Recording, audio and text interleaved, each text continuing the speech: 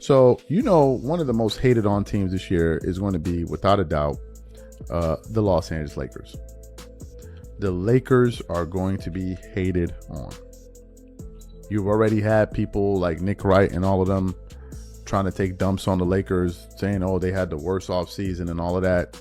You got bozos on the internet talking about the Lakers are going to be a play-in team. The Lakers aren't going to be good. First, they're not going to be good. There's a first-round exit. And all. Like, they're trying to qualify it every single way. Why?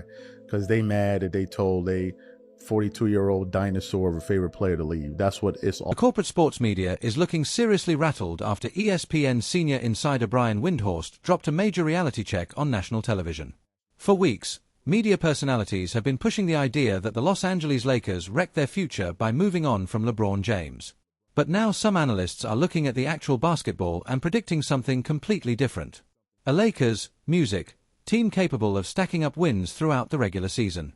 Suddenly, that doom and gloom narrative isn't looking nearly as solid as advertised.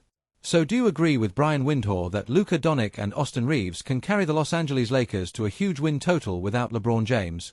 Or are the critics right that this roster could fall apart? Drop your take in the comments below because this debate is getting wild. And you're going to have media, fanboys in the media hating on the Lakers. That they would love nothing more. They don't even want them to make the playoffs. Do you know why? Because usually whenever LeBron leaves a team, the team is so destroyed that the team the next year doesn't make the playoffs. And they want to say it's the LeBron effect. You see, LeBron leaves and then you can't make the playoffs. That's what they want, but that's not going to happen this year. Right? It's going to be a sad ass year for them. Maybe with another franchise. Maybe after he leaves Philly, but not LA. So there is no question that the Los Angeles Lakers are walking into this upcoming season with a giant target on their backs. Turn on a sports show, fire up a basketball podcast, or scroll through social media, and it won't take long before somebody starts taking shots at the purple and gold. Analysts such as Nick Wright have strongly criticized the direction of the franchise. While other commentators have painted Rob Pelinka's off-season moves as a massive gamble online, the heat has been just as intense. Some commentators are already predicting that Los Angeles will struggle around the playing picture, get bounced early in the playoffs, or simply fail to live up to expectations. But why has the reaction become this heated? A huge part of the conversation centers around one obvious change. LeBron James is no longer part of the Lakers' plans. For years, LeBron was the face of this team. So, moving into a new era was always going to create noise. Some media voices clearly believe Los Angeles made the wrong call by prioritizing its future instead of continuing to build around an aging superstar. And if the Lakers struggle, those critics will have plenty of material to work with. That is where things get especially interesting. Teams that lose an all-time great player can often face a painful transition, especially when years of win-now moves have affected draft capital, roster flexibility, and young talent. That has created an easy storyline for critics. If Los Angeles falls apart, they can point at LeBron's departure and say, "Look, see what happens when the king leaves, you can't win without him." But there is one serious problem with that storyline. So today I came across an article here from fadeawayworld.net featuring some comments that Brian Windhorst made. I don't want to read it. It says Brian Windhorst makes bold prediction about the new look Lakers. It says senior ESPN insider Brian Windhorst thinks the new look Lakers could be better than many expect, largely because of the partnership between Luka Doncic and Austin Reeves. The Lakers underwent massive changes this offseason with LeBron James' departure and the addition of Walker Kessler.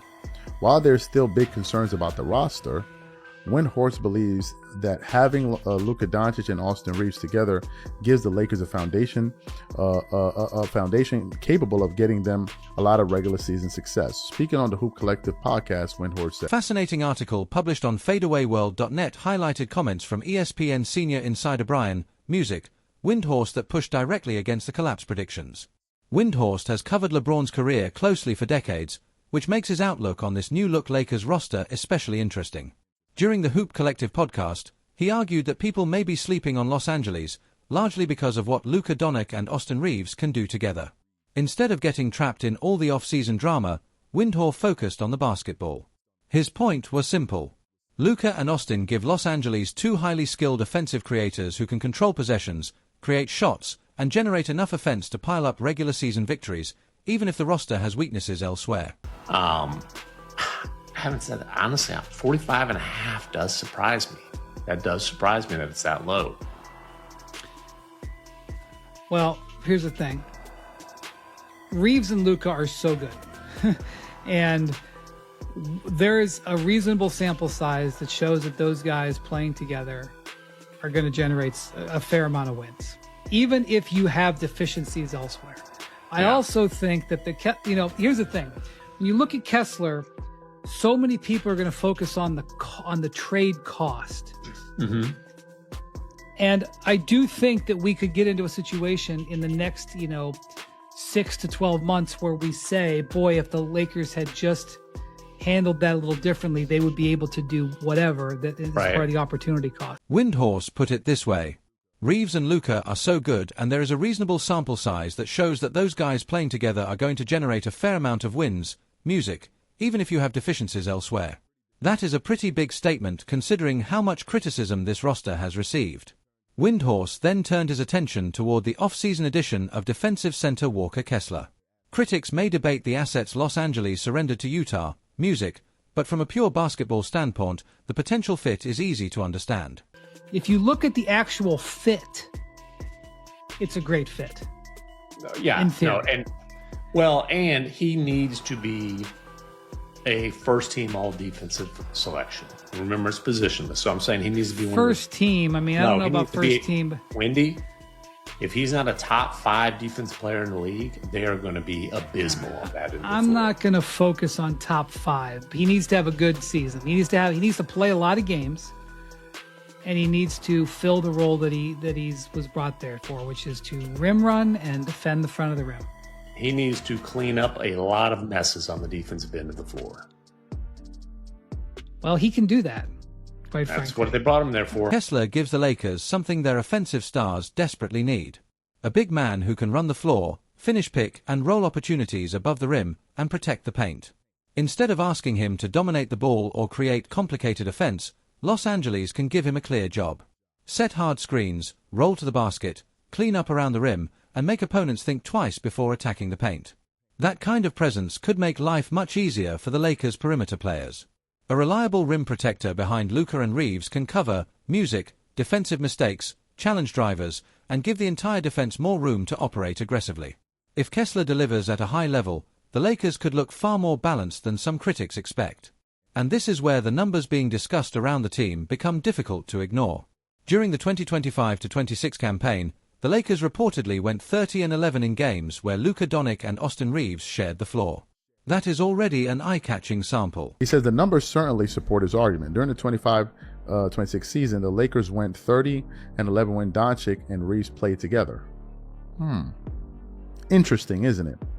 Perhaps even more encouraging for the Lakers post-LeBron, they were 9-2 when Doncic and Reeves played without LeBron James. Doncic averaged a league-leading 33.5 points. 33.5 points, last season, while Reeves had the best scoring average of his career at 23.3 points. With LeBron no longer there to demand possessions, these two should have a lot more control of the ball. But the key to all of this is Walker Kessler, who could be the one to help piece this entire roster together. That distinction is important. The Lakers may eventually regret the assets they gave up to acquire Kessler, especially if another star becomes available and they lack enough assets to go out and get him. But judging purely from a basketball standpoint, Kessler addressed one of the Lakers. The offensive hierarchy becomes music much clearer. Luka can dictate the tempo, manipulate defenses, hunt mismatches, and create open looks. Now the Lakers finally get the chance to settle the argument where it matters on the court. So, what do you think? Are the Lakers about to prove the doubters wrong, or are the critics seeing something everyone else is missing? Drop your prediction in the comments below, and if you enjoyed the breakdown, hit the like button, subscribe to the channel, and share this video with another basketball fan. Thanks for watching, and I'll see you on the next one.